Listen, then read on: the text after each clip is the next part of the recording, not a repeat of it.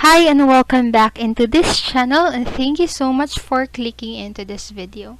So today I am going to teach you how to fix XDefiant party not working, or if you can't join friends. So the first way that we are going to do is to simply restart the game. At times, a simple yet effective solution could be restarting the game client. So this action can potentially resolve transient connection issues, and therefore close Defiant entirely and then relaunch it to check whether the problem persists. Next is to monitor your network connection.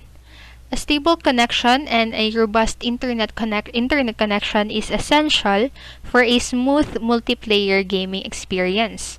So confirm that your internet connection is stable, and if you are using Wi-Fi, consider switching to a wired connection for a more reliable network connection. Next is to validate game files. The game platforms like Uplay or Epic Games Store offer an option to verify the integrity of the game files. So this feature checks whether all essential game files are correctly installed, which can sometimes fix connectivity issues. It is a worthwhile step if you are experiencing persistent party system issues. Next is to wait for XDefiant update. With the developers actively working on this issue, a forthcoming game update is likely to contain the necessary fixes. Keeping your game updated is very crucial as it equips you with the latest patches and improvements.